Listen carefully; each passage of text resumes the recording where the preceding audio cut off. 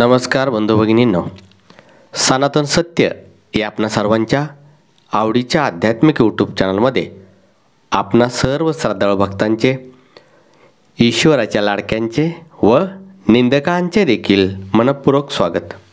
बंधू भगिनींनो, आजचा विषय आपणा सर्वांसाठी अत्यंत महत्त्वाचा आहे.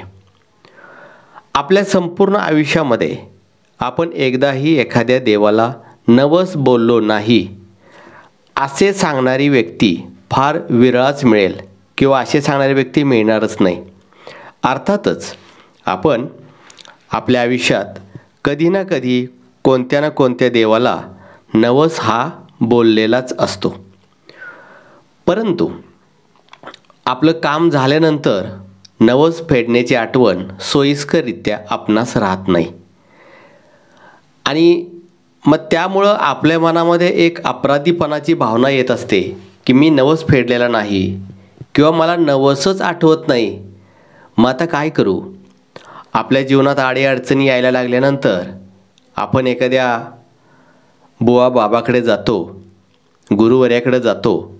त्यावेळेला तो म्हणतो की अमक्या तमक्या देवाचा नवस फेडायचा राहिला आहे, म्हणून तुमचं असं वाटोळं झालं आहे, म्हणून तुम्हाला अशी अडचण आलेली आहे. खरोखरच ह्या सर्वामध्ये तथ्य काय असतं? आपण नवस का बोलतो आणि नवस साध्या सोप्या पद्धतीनं कसा फेडायचा हे आपण पाहणार आहोतच. परंतु व्हिडिओ पाहता पाहता पटकन लाईक करून टाका. बंधू भगिनींनो, मनुष्य म्हणजे मन आणि मनामध्ये नाना तऱ्हेचे विचार येत असतात. भावनेचं वादळ चालवलं असतं. आपल्या आयुष्यामध्ये आपल्याला काय हवं असतं किंवा काही संकटातून सुटायचं असतो, त्यावेळेला आपल्या मनामध्ये भावना तीव्रपणे दाटून येत असतात. काही झालं तर हे काम झालंच पाहिजे यासाठी आपण प्रयत्न करत असतो आणि अशा वेळेलाच आपण देवाला नवस बोलत असतो की हे माझं काम हो दे, मग मी हे करेन किंवा ते करेन. नवसाचे अनेक प्रकार असतात, असे ते काही लिखित नाहीत. आपल्या इच्छेला वाटेल तो आपण नवस बोलत असतो. मात्र आपलं काम होऊन जातं. म्हणजे मी असं म्हणणार नाही की नवस बोलल्यानंतर तो पूर्णच होतो. काहींचा होतो, काहींचा होत नाही, हा वादाचा विषय आहे. परंतु नवस एखाद्याचा पूर्ण झाला आणि त्याच्याकडून तो फेडायचा राहिला तर त्याविषयी आपल्या मनामध्ये अपराधीपणाची भावना येत असते. ज्यावेळेला आपण संकटामध्ये सापडलेला असतो त्यावेळेला आपण वाटेल तो नवस बोलून बसतो. मग तो नवस पूर्ण होईल का नाही याची त्यावेळेला तरी आपल्याला भीती नसते, बोलून टाकतो. आणि अनेक लोक असे असतात की नवस पूर्ण झाला की सोयीस्कररित्या त्याला विसरून जातात किंवा चालढकल करत असतात. बघूया नंतर, पुढच्या महिन्यात पाहूया, देव कुठं जातोय, करूया, असं करत करत राहून जातो. आणि अनेक वेळेला असं होतं की आपल्या पूर्वजांनी काही नवस बोललेला असेल, आपल्या आईवडिलांनी काही नवस बोललेला असेल किंवा घरातील लोकांनी काही नवस बोललेला असेल तर अनेक वेळेला हे लक्षातच राहत नाही. पहा, आता कोणी काही नवस बोलले लक्षात राहत नाही. एखाद्या बुवा बाबाकडे गेल्यानंतर तो म्हणतो नवस बोलला आहे, नवस राहिला आहे, परंतु काय राहिला हे आपल्या लक्षातच नसतं. मग अशा वेळेला काय करायचं? किंवा खरोखरच देवाचा नवस नाही फेडला तर देव आपल्याला एक शिक्षा करतो का? तर पहिल्यांदा एक लक्षात घ्या, देवाविषयीची व्याख्या आपली फार छोटी व्याख्या आहे. देव किती मोठा आहे हे वेदसुद्धा सांगू शकले नाहीत. इतका मोठा देव तुमच्या एका नारळाच्या फळासाठी, चांदीच्या डोळ्यांसाठी, सोन्याच्या पालखीसाठी रुसेल आणि तुमचं वाटोळं करेल असं कदापि कदापि आणि कदापिही होत नाही. किंबहुना जो रुसतो, जो रागवतो तो देवच नव्हे. हा आपल्या मनातील भावनेचा खेळ आहे. आपण देवाला नवस बोलतो. देव कधीही रागवत नाही. त्यामुळं नवस नाही फिटला आपल्याकडून तरी काय अडचण नाही, अजिबात नाही. त्याविषयी अपराधीपणाची भावना ठेवायची काही गरज नाही. पण एक माणूस या नात्यानं आपण जी ईश्वराला जबान दिलेली आहे, देवाच्या समोर जो संकल्प केला आहे की देवा मी हे करेन, देवा मी ते करेन, केवळ माणुसकीला जागण्यासाठी आणि ईश्वराला दिलेला शब्द पाळण्यासाठीच आपल्याला नवस पूर्ण करायचा आहे.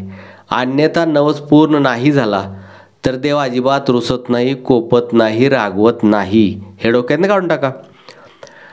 कधी कधी असं होतं की आपल्या परिस्थितीनुसार नवस फेडणे इतपत आपल्याजवळ ऐपत नसते. आपलं काम तर झालेलं असतं पण नवस फेडणे इतपत ऐपत नसते. तर आता काय करायचं? किंवा कधी कधी आपण म्हणतो की मी तुझी पायीवारी करेन आणि अशा व्यक्तीला काहीतरी पायाला होतं आणि तो परत चालू शकत नाही. मग आता पायीवारी कशी करणार? म्हणजे असे अनेक नवस आहेत की ते आपण कसे फेडणार? नाही फेडू शकत. अशा वेळेला काय करायचं? अशा वेळेला देखील बंधू भगिनींनो, अजिबात भीती मनात बाळगू नका. देव तुम्हाला कसलीही शिक्षा करणार नाही. तुम्ही तुमच्या पद्धतीनं कसा नवस फेडायचा, साध्या सोप्या पद्धतीने कसा नवस फेडायचा ते आता मी तुम्हाला सांगतोय.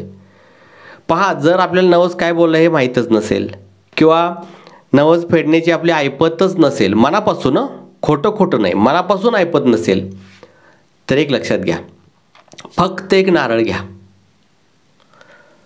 ज्या देवाला नवस बोलला त्या देवाकडे जा, किंवा ज्या देवाला नवस बोललोय तो देवच माहीत नाही तरी देखील कोणत्याही मंदिरात जा, त्या देवापुढं नारळ ठेवा आणि हात जोडून मनापासून त्याला प्रार्थना करा की हे शिवरा, हे भगवंता, तुझे अनंत कोटी रूपे आहेत. तुला मी काय नवस बोललोय किंवा माझे पूर्वज काय नवस बोललेत मला अजिबात माहीत नाही. मी अज्ञानी आहे, मला यातलं काही माहीत नाही आणि तू सर्वांना माफ करणार आहेस. हे नारळाचं फळ आणि माझ्या मनाचा भाव मी तुला अर्पण करतोय आणि यातच नवस फिटला असं गोड मानून घे, असं म्हणा. आणि नारळाचं फळ फोडू नका, देवाला अर्पण करा. संपला विषय नवसाचा. त्यासाठी एवढी काळजी करण्याची गरज नाही. बंधू भगिनींनो, आपण ईश्वराला ओळखत नाही म्हणूनच आपण देवाला नवस बोलण्याचा प्रयत्न करत असतो, देवाला काहीतरी अर्पण करण्याचा प्रयत्न करत असतो. जर तुम्ही देवाचं खरं स्वरूप तुम्हाला कळालं तर नवस बोलताना तुम्हाला लाज वाटेल. आज मला सांगा, धीरूभाई अंबानी किंवा रिलायन्स कंपनी जे मालक आहेत त्यांना जर तुम्ही बोलला की माझं एवढं काम करा, मी तुला 1 रुपये नवस बोलत आहे, 1 रुपये देईन, तर हसू येईल ना आपल्याला? कुणाला 1 रुपया देत आहे? अशा अनंत कोटी ब्रह्मांडाचा नायक असणारा परमेश्वर, ज्याच्याविषयी आज देखील मनुष्याला पूर्ण माहीत नाही, ज्याच्याविषयी तो किती मोठा आहे हा विचार करायला गेलं तरी मेंदूचे शिरा फाटून जातात. इतका मोठा ईश्वर, त्याला नारळ, सोनं, चांदी, फुलं याचा काही संबंध नाही आहे. त्यामुळं हा एक आपल्या मनाचा भाव असतो आणि आपण जो शब्द देवाला दिलाय, खरं पाहिलं तर आपण कोणालाच दिलेला शब्द पाळत नाही, इतके आपण लबाड झालेला असतो. देवाला सुद्धा नवस बोलतो आणि तो पूर्ण नाही करत. पण जर आपली ऐपतच नसेल तर सोडून द्या. ऐपत असेल तर अवश्य पूर्ण करा. मात्र नवस पूर्ण झाला किंवा नाही झाला तर देव कोप वगैरे काही देखील करत नाही. अनेक असे लोक आहेत, बुवा, बाबा, गुरुवर्य, जे एक ताई होत्या, त्यांचा मुलगा ॲक्सिडेंटमध्ये वारला आणि ते बोलले की देवीनं तुझ्या मुलाला मारलं कारण तो नवस फेडला नाही. आता हे ऐकल्यानंतर त्या ताई त्या देवीवरती रुसल्या, रागवल्या, त्या देवीचा फोटो घरातून फेकून दिला. म्हणले असली देवी कशाला, माझ्या मुलाला मारलं. अहो, तुमच्या मुलाला देवीनं मारलं कोणी सांगितलं? ह्या ढोंगे माणसानं. ज्याचा मृत्यू आला तो गेला, त्यात काय वाद नाही, परंतु नवस पूर्ण केला नाही म्हणून देवानं मारलं, नवस पूर्ण केला नाही म्हणून देवानं वाटोळ केलं, नवस पूर्ण केला नाही म्हणून घरात अडीअडचणी आला. हा शुद्ध आणि शुद्ध मूर्ख, महामूर्खपणा आहे. कारण आपण देवाला ओळखलेलं नाही. त्यामुळं एकतर देवाला नवसच करत जाऊ नका, काही गरज नाही. कारण तुमच्या प्रारब्धात असेल तेच तुम्हाला मिळेल, अन्यथा नाही मिळणार. अनेक देवाचे नवस असे असतात की कितीही नवस केलं तर ते काम होतच नाही आहे. त्यामुळं देवाची भक्ती करा प्रेमाने, शुद्ध भावाने. त्याला काही लाज देण्याचा प्रयत्न करू नका, कारण तो काही कुठला सरकारी अधिकार नाही की लाज घेऊन तुमचं काम पूर्ण करेल. प्रयत्न करा त्या कामासाठी, ईश्वराला बळ मागा, श्रद्धा विश्वासानं त्याचं नामस्मरण करा. नवस बोलण्याची काही गरज नाही आणि बोलला तर तो फेडा, कारण आपण देवाला शब्द दिला आहे. बाकी देव आपलं काय वाईट करणारच नाही. त्यामुळं ह्या नवसाविषयीचे गैरसमज मनात ठेवू नका. अनेक नवस तुम्हाला माहीतच नसतील तुम्ही काय बोललाय, तरी देखील मी ते नारळाचा प्रयोग सांगितला आहे तसा करा, फेटून गेला. आणि इथून पुढं नवीन नवस बोलू नका. ईश्वर तुमचा भाव जाणतो, तो सदैव आपल्या पाठीशी आहे. आपण माझ्या चॅनलमध्ये नवीन असाल तर चॅनलला जरूर सबस्क्राईब करा. सबस्क्राईब करत असताना ऑल या शब्दाशी असलेले घंटीचे बटन अवश्य दाबा. तसेच ज्यांना कोणाला माझ्याशी फोनवरती बोलायचं आहे त्यांच्यासाठी मी माझा फोन नंबर डिस्क्रिप्शन बॉक्समध्ये दिलेला आहे.